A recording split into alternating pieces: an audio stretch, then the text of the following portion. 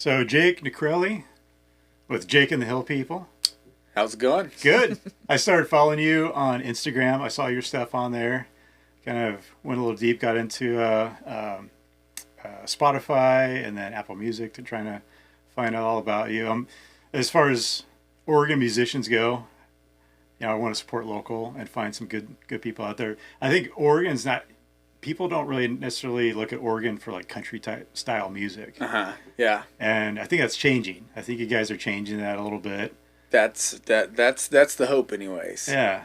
I mean, Oregon Trail game. Everybody wants to get to Oregon. It's like in their wagon. That should be country. The ultimate country music is Oregon. Right. That, and anywhere I go, I always have to tell people that there's more to Oregon than just the city of Portland. Yeah. Yeah. That's why people don't think of Austin, Texas when they're thinking of Texas. They think of the bigger version of Texas with like cowboys in it. So Oregon's got a lot more to it than Portland. It does, yeah. And we're just trying to bring everyone together to play music, and we're doing what we can in Turner, and hopefully it's gonna grow.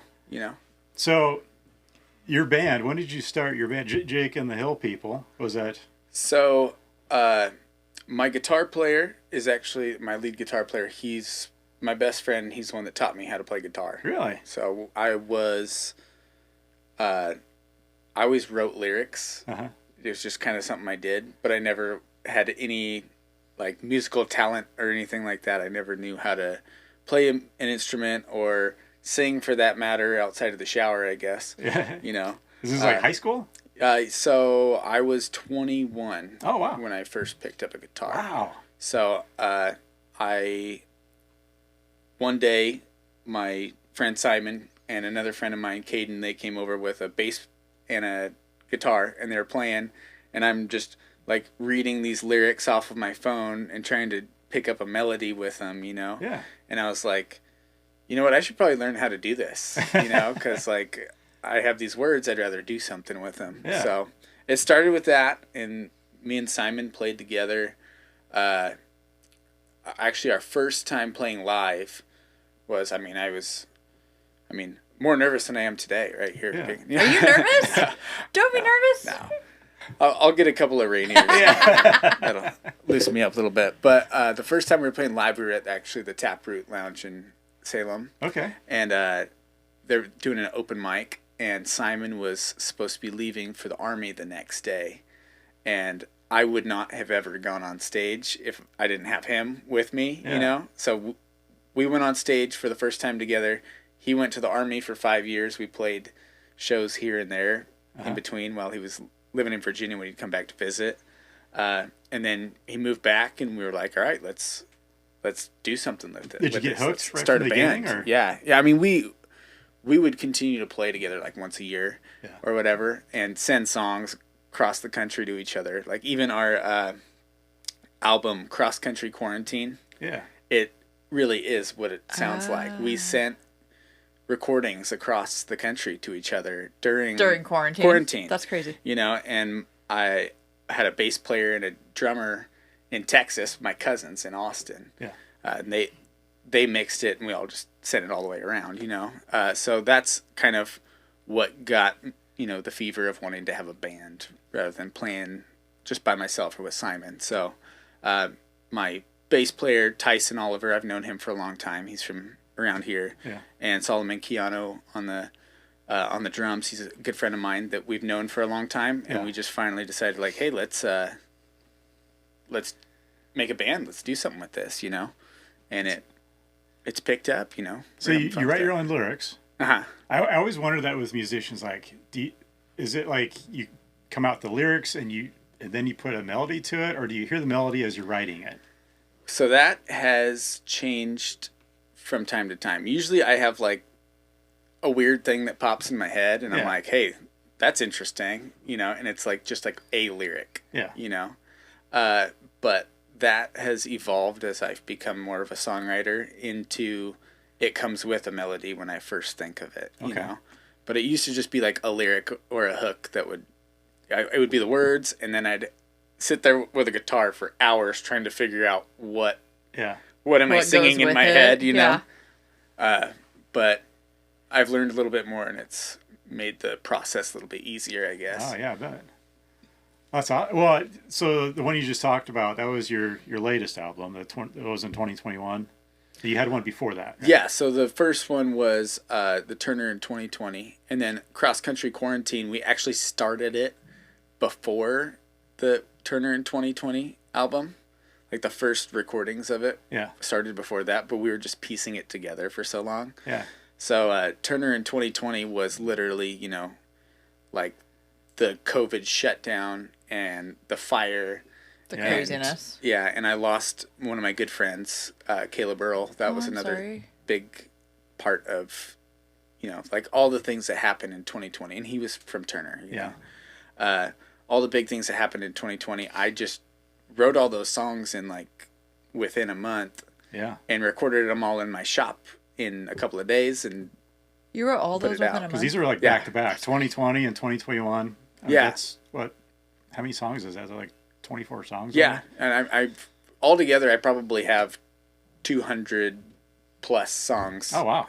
And that's not including the ones that I like wrote and played once and just trashed, So I'm hoping to get in some more recording with the band. Yeah. And that's my big thing is really don't want to put anything out with the band until we really have it sounding just how we want it to sound and have the right sound engineers and everything for it. Well, your latest CD, I was actually listening to. I was driving to Corvallis backcountry roads out there, so it was fun to listen to. And I mean, your songs, the tempo changes with every song. Mm-hmm. The style changes a little bit with every song, so it's not like the same thing over and over again. So I really enjoyed that part of it. So it was fun to be able to listen to that, kind of, and then come here. It's like I got a backstage pass to meet the band here. I appreciate it because there's like an old saying from Willie Nelson that country music is just three chords and the truth. Yeah. So a lot of times it sounds there's some repetitiveness to it because you're just telling your story basically to three chords. So I'm happy that it sounds diverse to you, like that I've at least accomplished that. Well, it feels like you blended a whole bunch of different like types of music together and just made this one perfect. And I think that thank you. Yeah. Well, I think that's what makes really like country music now like so different than anything that you've heard before, because you listen on the radio and there's what they call country music, but to me it's not country music. There's trap beats behind it, and there's a Nashville sound and a formula that they're putting together, but meanwhile there's all of these underground musicians that have taken all of the country music from the past and wrapped it into something like country music mixed with folk music. There's even like some grunge aspects to some of the musicians that are out now that they've mixed it all together over the years, and they've created. You're kind of breaking the mold and blazing a new trail. Yeah. Well, you definitely got the sounds from like the South, the country style from the South. Mm-hmm. As you get close to Oregon, its style changes more into like a folk type music. Right. Yeah. Yeah. And like one of your songs, it kind of has that kind of a Neil Young kind of sound to it. That's what I was talking to him. I'm like, who is this that I'm hearing here? Like I can hear it's like inspired by somebody, and Brian's like Neil Young. I'm like, oh yeah. There's definitely some Neil, and like when it comes down to it, when people are asking like where I get my inspiration from, it's such a combination that I can't even name like where it comes from, but I would say more than anyone, like my favorite songwriter of all time is John Prine, and that's where I get like I think a lot from. But then my dad was a big like Deadhead and Neil Young fan, and Bob Dylan fan, and I learned a lot of music through both of my parents. Yeah, like there is some definitely like 70s rock like guitar riffs. A couple of songs that are kind of mixed in there. And that's Simon. He's got some real blues roots and stuff, and he is a big Pink Floyd guy and stuff too, and it's cool to have that diversity, Yeah. And my bass player, he's played in metal bands, he's played in like, I mean, he's more talented than all of us put together. And I would say that in front of everybody, too, you know. We all know it. He can play every instrument and play it well, you know. So how many members are in your band? So there's 4 of us. We got a drummer, Saul Keano, Tyson Oliver on the bass, Simon Sharapoff is our guitar player, and then me. And is this all from the beginning, or is this kind of formed over time? Our first show was February 10th of last year. So we've been together just over a year now. Okay. But our first year we played all over the place. We played the Oregon Jamboree in Sweet Home. Oh, nice. Which is That's a pretty a big big one. show. Yeah. I kind of got in with a couple of different. I'm always like trying to book, you know. Yeah. And I think. I booked some shows before I even had a band, and I'm like, oh yeah, I have a band. They're like, yeah. You're like, if you build it, they will come. Yeah, Sort of I have a band, you know. Don't you have a band? Like, I have a band. Yeah, we don't have any recordings yet because we're just really honing in our sound, you know. So I was like, oh, I really hope these guys are going to play with me because if not, then... You got a one-man band? Yeah, I got a one-man band, and I'm not going to get another gig after that, you know. That's awesome. So did you teach yourself how to play, or how'd you learn? Well, my friend Simon taught me a lot of things. Okay. Brian tried to get me to learn how to play guitar. It did not go well. My fingers don't work the way, yeah. And that's what I thought, too, Yeah. you know. I was, like, frustrated with it at first because, like, I have a hard time learning things slowly, like, one step at a time. Yeah. Because I had these songs in my head, and I'm like, I want to put them out, you know. Yeah, it's frustrating. You gotta... Yeah, so they're like, hey, just play slow and a little bit at a time. And I'm like, well, that doesn't really work for me. So I'd like learn a song by playing the whole thing, but it would just sound terrible, you know, because I'm like missing all the notes and the chords are all muted and stuff. Yeah. Just sing louder to cover it up. Exactly, yeah. and when I did. And I can thank my parents and then my roommates as I got older for just putting up with what it sounded like before Yeah. to get where it is now. You know, no one's your biggest fan like your mom. Oh, I know, right? Yeah. Moms are super fans. Yeah, that's what, you know, not everyone believes in me, but my mom, you know, she thinks I'm going to be the best president that ever lived. Yeah. Well, that's awesome. You went from just not, 21 is, a lot of these people, they start early. I mean, this is like a family thing. Like, you teach your kids at 4 how to play guitar, and then so picking this up at 21, and all of a sudden now you're playing at Oregon Jamboree. Yeah, that's a big deal. Yeah, I mean, sometimes I don't believe that it's actually happening, you know, because it kind of happened overnight in a lot of ways to me, you know. And I was writing songs like over the years, but there's something about writing a song that it just kind of like falls out of the sky, you know. You don't whenever I put a lot of thought process into writing a song, it sucks, you know. Like I just kind of remember waking up one day and I'm like, oh, I have all of these songs written and recorded, and like, how did that happen? I don't even know, you know. Is it scary sometimes? Because, when you're starting out, it's like, what am I doing? What am I doing up here? I shouldn't be up here. Oh, yeah. There was a long time that I was really nervous for every gig, right? Yeah. And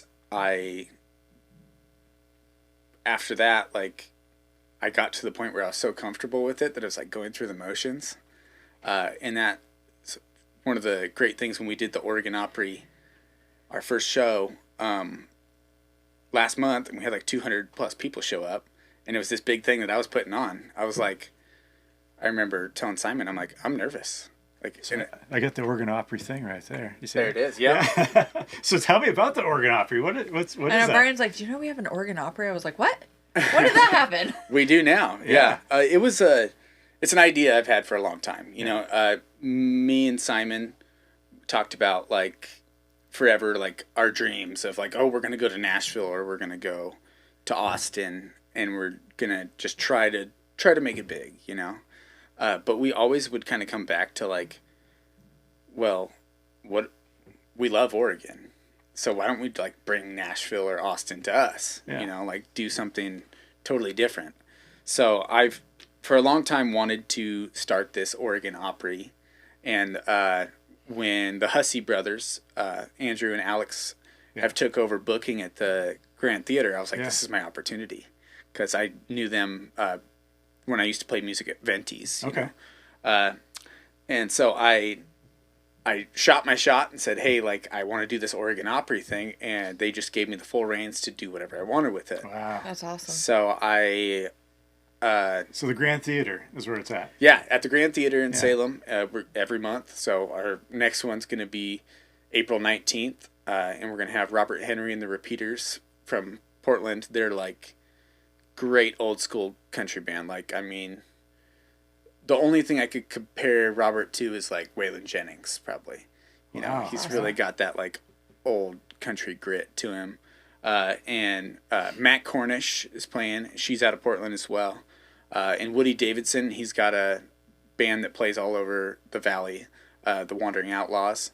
I've heard his stuff too. And he's great too, like just old cowboy songs and stuff like that.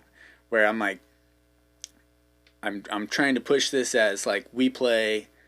I have musicians out to play country music, but not the country music that you know that you hear on the radio. Yeah, it's the country music that's always existed. This isn't Rascal Flatts. Yeah, it's something different, you know.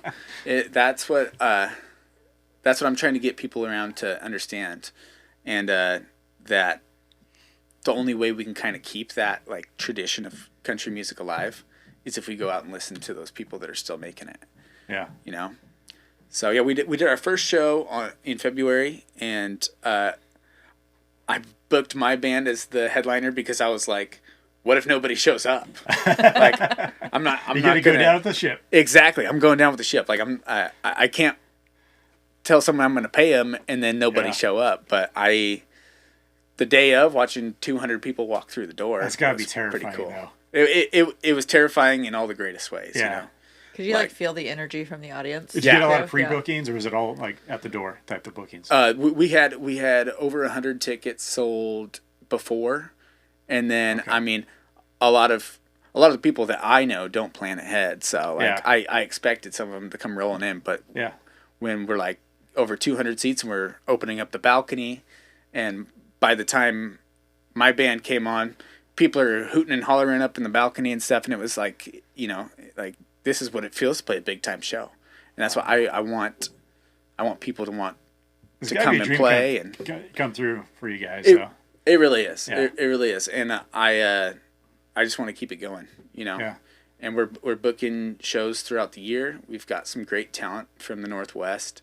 Band called Jenny Don't and the Spurs, out of Portland. They're like really like Western cowboy country mixed with punk rock, basically. You know, it's all the like I was talking about, the like melting pot of country music. Of like all these different sounds that have come together. But they're really talented band. And Tyler and the Train Robbers out of Idaho. I love these names. Yeah. Right? Yeah. They're going to be out in August 31st, and that's going to be a great show too. And Eli Howard out of Malala. We've got... So you guys got about like 3 bands per show? Yeah, so basically the formula right now is to have at least one solo act or duo act, and then either 2 bands or having 2 solo acts and then a band to end the night off. Because I'm trying to both bring in like the big Northwest acts and also like have the little guy come out and play some of the with the bigger band, you know, the future big guy. Exactly. Yeah. Cause that's, you know, everybody's starting somewhere, and those opportunities, I'm hoping to make opportunities for people, but also like bring something to Salem that we haven't had, which is, I think, a thriving live music. I think that's going to be it. So do people seek you out to be on it, or are you seeking them out? How's that work? Well, I was seeking people out until like, you know, Instagram's a crazy place. Yeah. Like, people were like, oh, the Oregon Opry, what's that? You know? And then suddenly, like, one day I woke up and I had people just pouring in, like it spread like wildfire. Yeah, like people from across the country asking to play.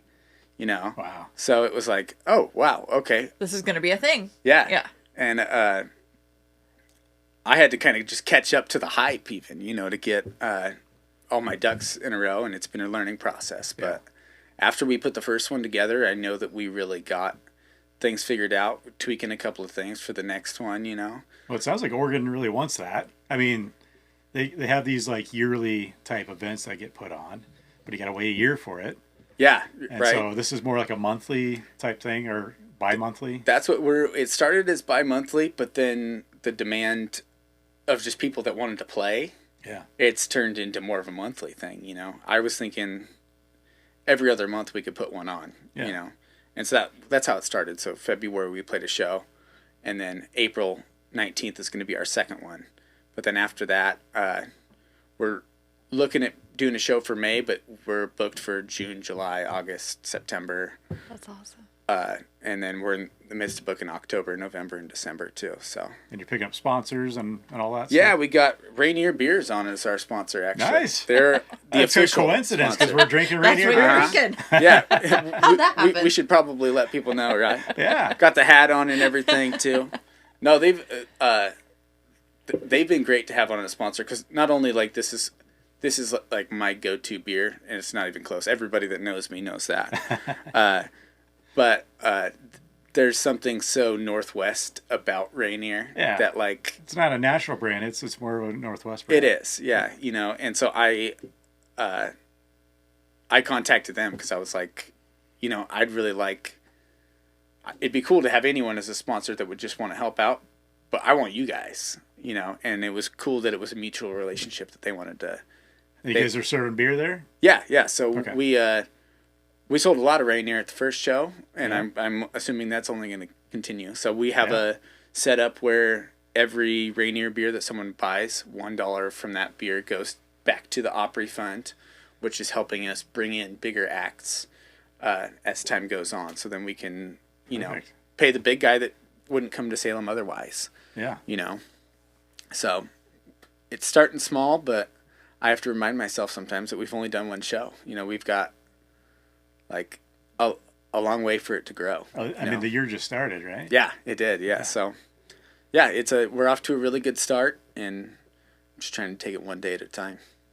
Awesome. So, what's the future look like? I mean, who do you want to have on if they're listening? Like if you had like somebody you could handpick and say, I want you on our show. Well, if we're looking like nationwide, the band that I love is 49 Winchester right now. Okay. They're like, oh, I don't even know how to explain them. It really is like, it's, you know, it's kind of the like fusion of different musicians, but it's really like a southern rock country like combination. And they're actually playing at they're playing in McMinnville at the county fair on August 1st. Up here in Oregon. Okay, so I should be able to just swing by. Yeah, exactly, right? While you're here. Yeah. And I looked at the lineup and I'm like, okay, there's no, it wasn't Shaggy, it was Smash Mouth, Sir Mix-a-Lot, and 49 Winchester. I'm like, really? Like, You're it's like, an this odd is gonna mix be there. awesome. yeah, I'm like, no one's ever heard, like, less people have probably heard of 49 Winchester. Everyone knows who Smash Mouth and Sir Mix-a-Lot are, but I was excited about 49 Winchester. That's the band I'm really stoked about. But there's a lot of really good music that I want people to start listening to that's not on country radio. Yeah. And I can kind of see that like changing, you know. That you got like Tyler Childers was a big one that kind of came out and changed things. And then I mean Chris Stapleton's a big one that he's actually made it on the radio, and like he's playing real like, I mean, it's a fusion of blues music and country music and stuff. And Zach Bryan, you know, he made it big, but there's like all the people that I listen to now, you don't hear them on the radio, you know, like Turnpike Troubadours. I've heard of them. Flatland Cavalry. You see them mostly on like, you know, Instagram, TikTok. They got followings on there. Yeah, they have big followings, right? But it's just not. It's still not on the radio, I can't quite understand why. Yeah. You know, I think there's a real market for it, and it's my passion. I'm a country music nerd, you know. Yeah. My dad always said everyone's a nerd about something. That's what I'm a nerd about. Yeah. You know. And I take a lot of pride in that. So I think the whole evolution of how people are discovered anymore is changing too, because it used to be like the traditional way you had to have like a promoter who knew people, and then I think social media, like YouTube, changed that huge for performers. Yeah. Yeah, that's Zach Bryan was discovered that way, and Oliver Anthony. That was the craziest. Overnight, he comes out with a song, and millions of people have heard it. Catches on the like next crazy. day. Yeah. And I mean, there's I guess there's like a gatekeepers with country music too. Yeah. With any type of genre, right. It's like you don't fit in our mold, so you're not gonna be heard. Yeah. Yeah. So a lot of this helps break through those barriers. There's something to be said about that, because there's like Nashville is like the big business, you know, and it always has been. It's like if you're not from the South, you know, we're not going to feature you. Yeah, and there's kind of a formula too of like the song has to be this long and has to be this many beats per minute. Yeah, like these are all you can talk about is beer and pickup trucks, you know, like. What's that song I hate? The Chicken Nugget song. Who's that guy that sings that one? No, we're not gonna bash a performer on here. What are you doing? You know what song I know what song about. you're talking about. Yeah, and it comes every single time it comes on. Brian you can see the eye roll, and he's just like, and then he starts just going into his own version of it. I'm like, stop! I can't take it. The one I really like, I started listening to was Sturgill Simpson. Oh yeah, he's one of my favorites, and he's really kind of to me, you had John Prine kind of took these younger guys under his wing, and it was Jason Isbell and Sturgill Simpson that really were like, to me, the pioneers of this newer country music that came out. Like Tyler Childers, his first big studio album was produced by Sturgill Simpson, and so they were from neighboring towns in Kentucky, and so the two of them together, it's like he brought this whole new guy out that like Tyler Childers got really even bigger than Sturgill Simpson. But it was we wouldn't have Tyler Childers without Sturgill Simpson. Yeah. He'd still be playing somewhere in Kentucky at like local bars, you know. So to me it started with Jason Isbell and Sturgill Simpson, and it's like really blown up from there, and I see it going places in the next 10 years, you know.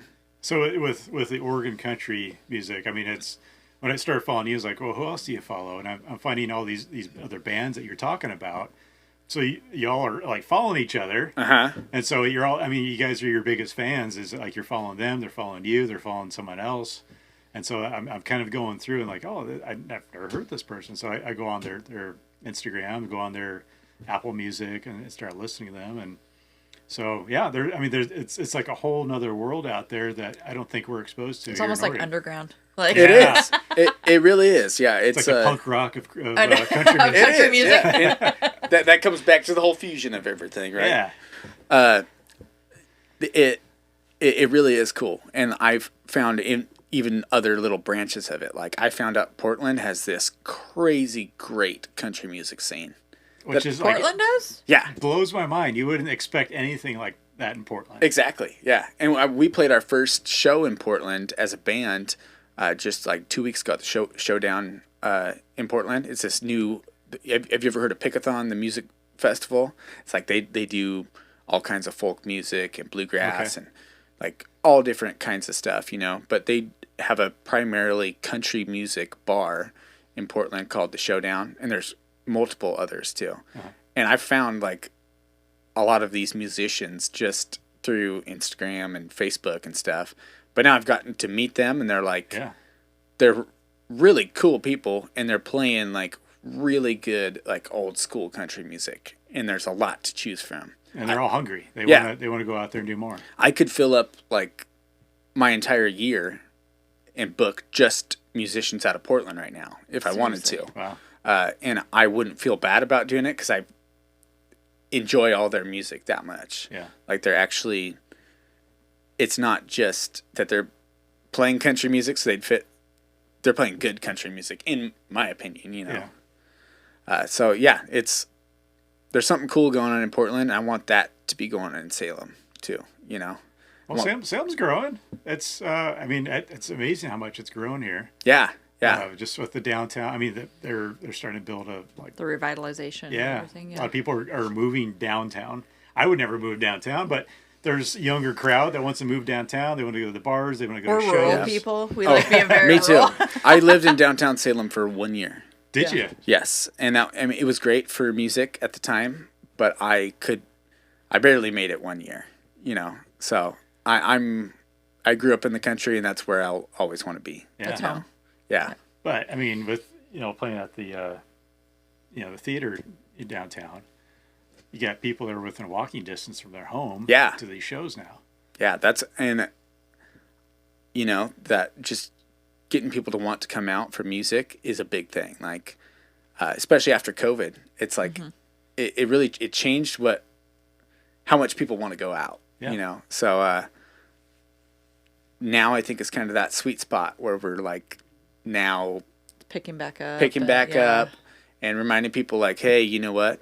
You don't have to stay home and watch Netflix every weekend. It's good to be around people. Yeah. Yeah. Everyone's People are fun as okay. parents. You get Yeah. like a night out, and you're like, okay, we're gonna go out to dinner. Like, what else are we gonna do? Go watch a movie? Yeah, right. That's what I'm like. Hey, well, I know you want to stay home and drink Rainier beer, but you can come to the Oregon Opry and drink Rainier beer because Do we the have same it. thing. And Yeah. get a show. Brian was so upset because he wanted to come watch your last show. And so he was talking to me about it, like, let's go ahead and like go out there. We can have like a date night. I was like, that's great. And all of a sudden, kid event popped up. Yeah. And I'm like, so maybe the next one we can go ahead and grab. Yeah.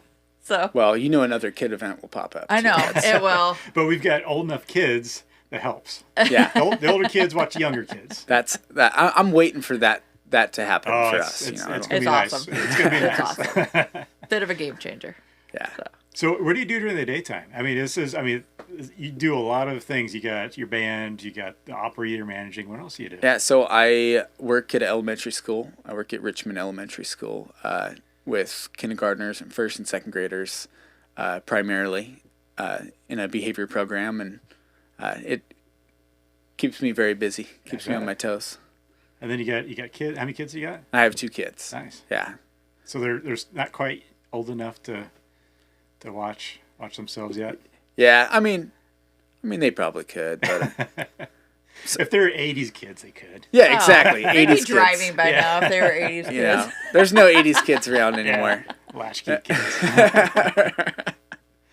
That's awesome. So you got so you're going monthly with the Opry. Mm-hmm. You got anybody helping you with this thing?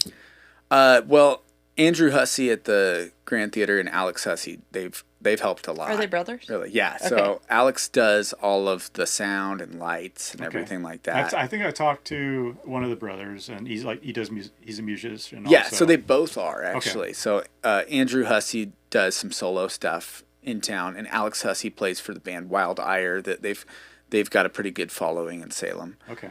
So yeah, they're both musicians, so they know both sides of it in the way that I do too, where it's like, you know what a musician wants to play, like that like coming to play a show is not free. Sure. It's not free for them. Like they have to put a lot into it. So we want to make sure that we meet the needs of every musician. Yeah. And, also meet the needs of the theater too. So It's a hard balance between like filling seats and getting the right talent in there. It is. to make it And that's deserve. where having sponsors helps a lot, right? Yeah. And we are looking for more sponsors too. So anyone who hears this out there, If anybody wants to sponsor Jake and the Hill yeah, people. just let us know. Yeah. For the Opry, the more sponsors we have, the easier it is to keep those ticket prices low. Yeah. And have, something that the community wants to come out and, Like imagine if you're doing this every month almost. Mm-hmm. That's a good exposure for someone if they're looking to come in with sponsorship. Yeah, that's what I'm hoping for, and I like to support local business, and because the local businesses have supported me in being able to do what I do. I have a lot of friends downtown in the different bars and stuff that have had me play over the years. We were just talking about Snow Peak. Yeah, Snow Played Peak for- and Staten. Yeah, like they kind of gave me my start in a lot of ways. Oh, that's awesome. I had like So I feel in a way also that I owe that to them because my platform wouldn't be possible without them. So we were just over at Angel Share last weekend. Have you guys ever done anything over there? Yeah. We've played lots of shows at Angel Share actually. So that's such a cool building. Yeah. The church, all the peaks in there. I never thought we'd have something like that in Turner. Yeah. Growing up in Turner. And the original owners, Chad and Melissa, they had us play out there quite a few times. And it was only, I think, fitting that that Topher from Taproot was the guy that took it over because he, followed through with everything that Chad and Melissa started there. Yeah. Which I think was really important, that he did everything the way that they kind of started it. And it's also kind of a full circle thing because my first show I played at Taproot where Topher owned the place too. So we played one show with Topher as the owner this last year and hope to do more there too. Like playing Turner shows more than anything, So between the small breweries and playing at these large venues, what do you like? What do you like to do more? Do you enjoy the giant audience, or you like the more of the intimate? I like settings? a good dive bar. Yeah, You like a good dive bar. There's no better crowd than a good dive bar. Like you get old timers that love old school country music. You get people that are just coming in to have a good time. There's not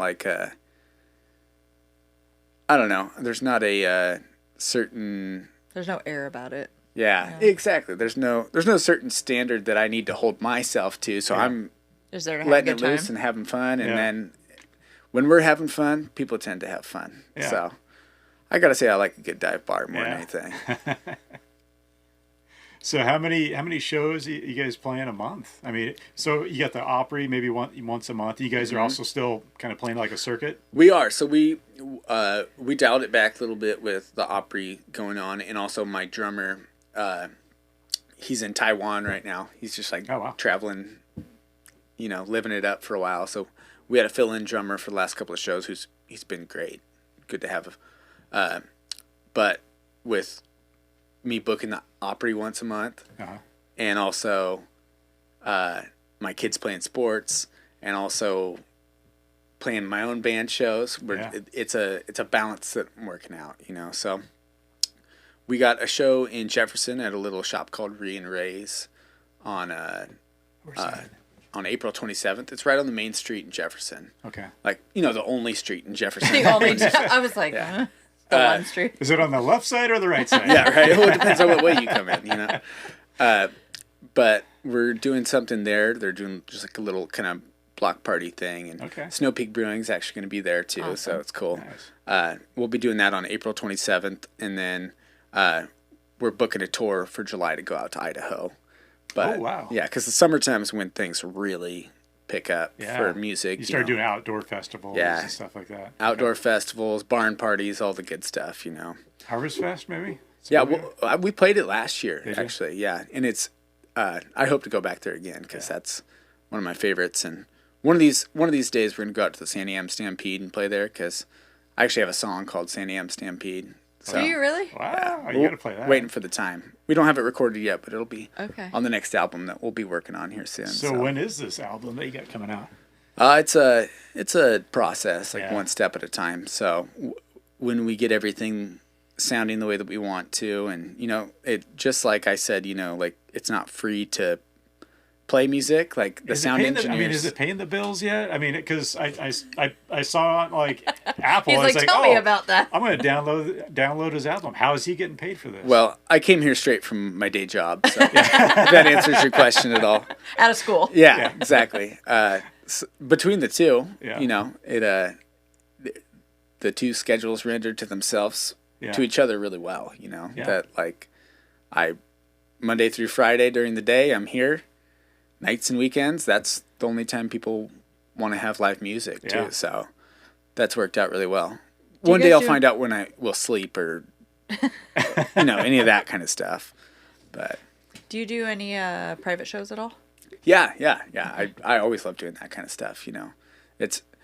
It's the closest to a dive bar as you can get. You know? Yeah, like a shop party or something like that. You know, that's always fun. Yeah, that's cool. So you got the Opry's coming up on the 18th? The 19th. The 19th. Friday the 19th. Yep, Friday and, the 19th. And it runs from what, 8 p.m.? Yeah, so the doors will open at 7. Okay. The show starts at 8. Okay. And we'll have 2 solo acts. We'll have Woody Davidson and then Matt Cornish. And then we'll have Robert Henry and the Repeaters finishing it off. If I remember right, $15 if you pay online. Yep, $15 if you go online. It's salemshg.com, so salemshistoricgrand.com. Okay.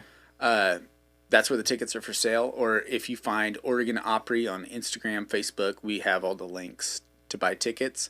It'll save you a couple of bucks if you do it ahead of time, but also you can buy tickets at the door for $20. If it's not sold out. If it's not sold out, right? That's coming up. Which I think we're headed there once That's we good. get. That's a good problem to have. Yeah, When you start selling out. it definitely is. Yeah. Definitely is. That's awesome. So we're gonna have you play a couple songs, maybe. Yeah, no, I'm happy to. I always like to record something. I have a couple of tunes that I think might be fitting. So, yeah. You said you're the. I think you were talking about. I think we were talking before about guitars and or like all the equipment you got to buy, and you're more the.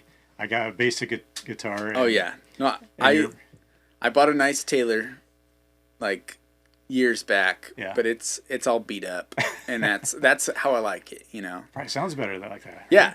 I've thought about buying a new guitar, but I just can't bring myself to do it. Yeah. It's like this is my guitar. You know. Awesome. Well, I can't wait to hear what you got in line. We're gonna clear some stuff out and get you set up. Yeah. Well, let's So do before it. you play, how can we support you? Yeah.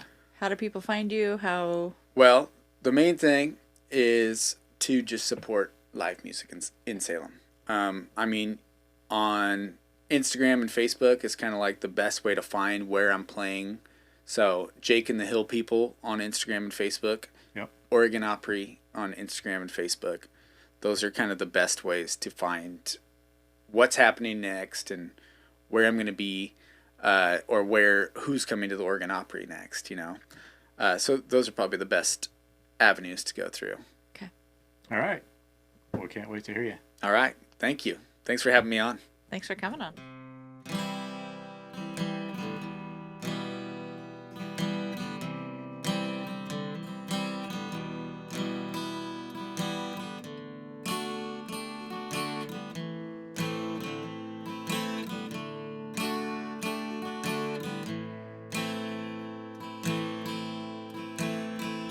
I'm a stale cigarette sitting on the front porch. No way I'm finished yet. I can't be done for with the burnouts in this cylinder tin cup. I'll burn out too if no one picks me up. I'm the last drink of beer that nobody threw back, collapsing in fear. The last of a 12 rack and 11 others ran on empty too. But I guess that's just what we're made to do. It's what we're made to do. I'm a man on the road without a residence, no plan where I'm going. It takes no precedence, just rolling on till I run out of steam. No control, no, 'cause life is but a dream. I'm alone on the farm, holding down the homestead. I was grown in your arms and hid from bloodshed, but I'll always stay clean and I'll stay true. But I guess that's just what we're made to do. It's what we're made to do.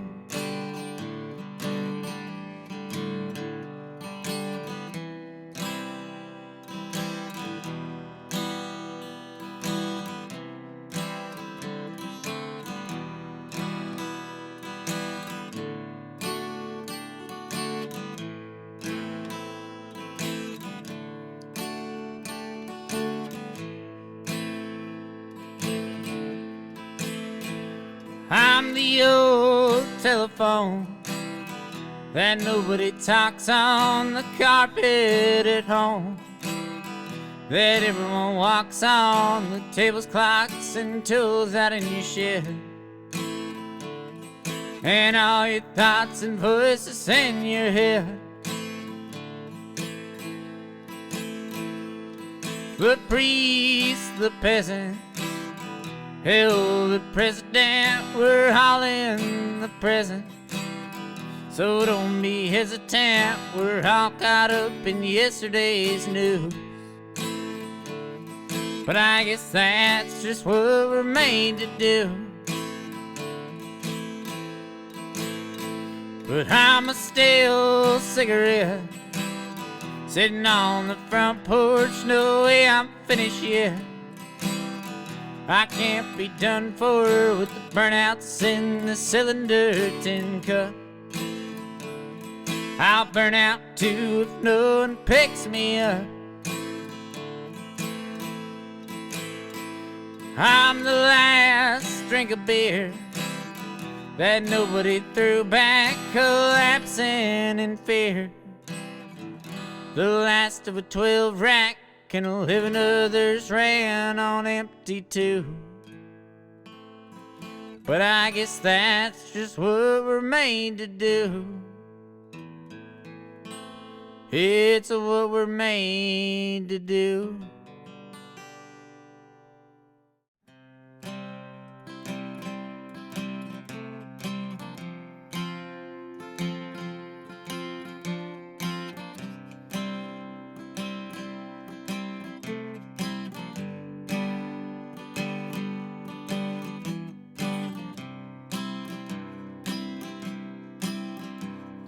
You think you're a healer, not a dirty old drug dealer.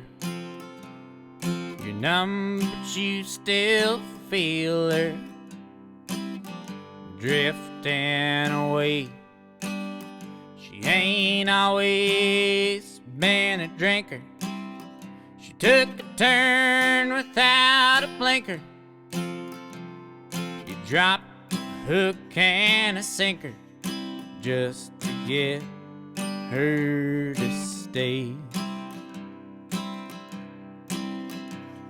A dealer can deal with all the pain he's dealt, and a feeler can't feel all the ways that she felt.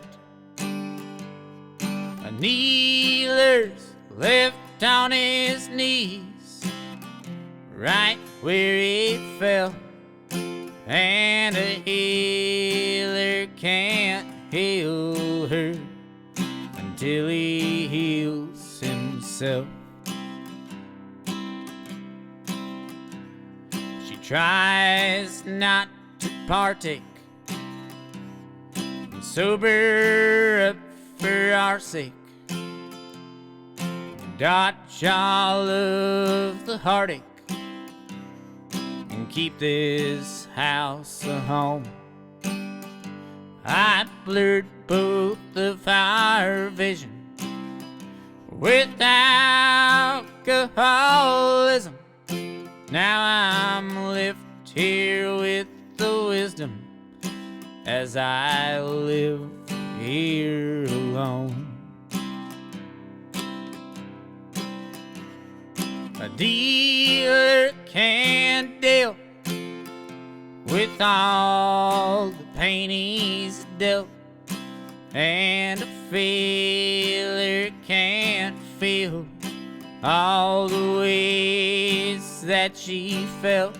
A kneeler's left on his knees, right where he fell, and a healer can't heal her until he heals himself.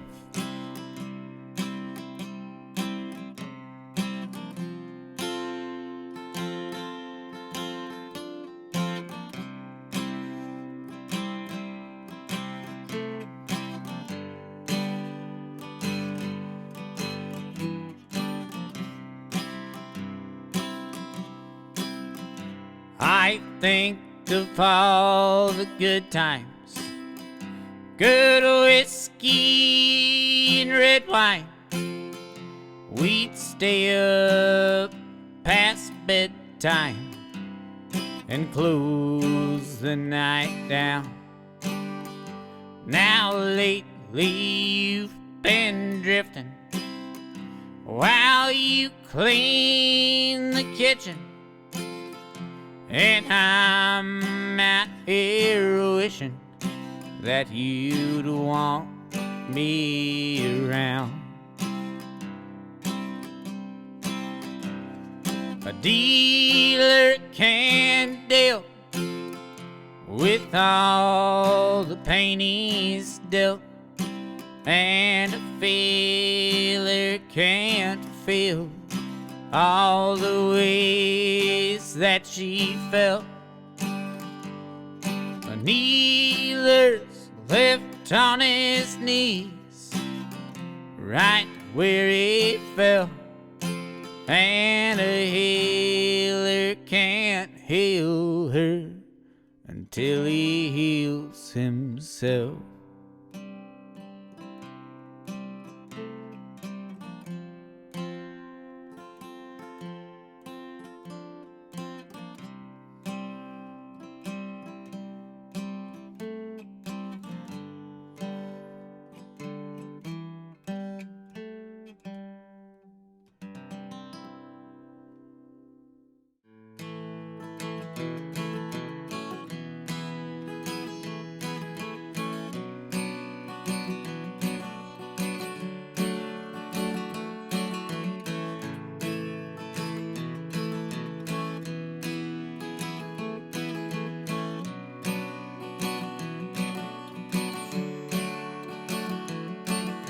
Everybody's going to the river tonight.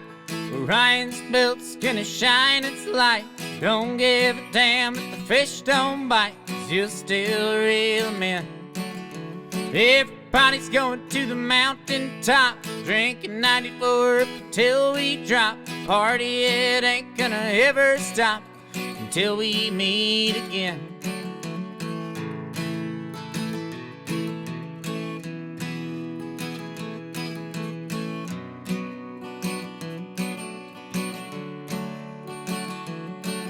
From the Great Snow Peak to Thomas Creek, a drop of the hat any day of the week.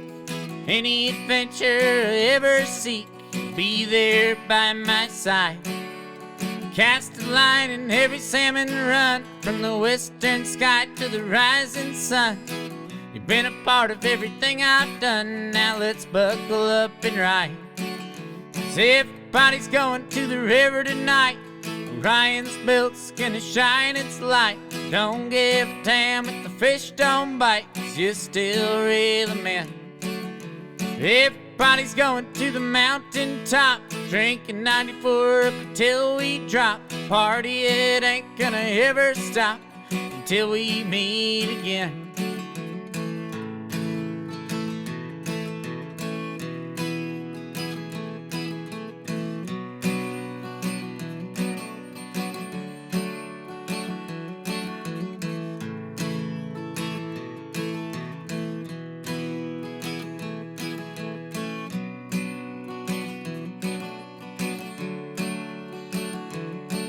When I hear the rumbling of a loud exhaust, I'll reminisce about the man we lost. It's never gonna be a steeper cost than leaving your baby girl. 'Cause every time I shift into four-wheel drive, your memory is gonna come alive. Every day I'm gonna have to strive to live like Caleb Burrow. 'Cause everybody's going to the river tonight. Orion's belt's gonna shine its light. Don't give a damn if the fish don't bite, 'cause you still reel 'em in. Everybody's going to the mountain top, drinking 94 up until we drop. Party, it ain't gonna ever stop until we meet again.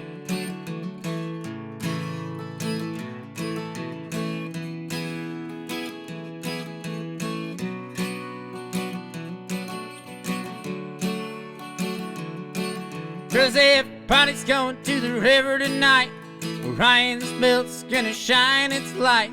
Don't give a damn if the fish don't bite, 'cause you're still reeling in. Everybody's going to the mountain top, drinking 94 up until we drop. The party, it ain't gonna ever stop up until we meet again.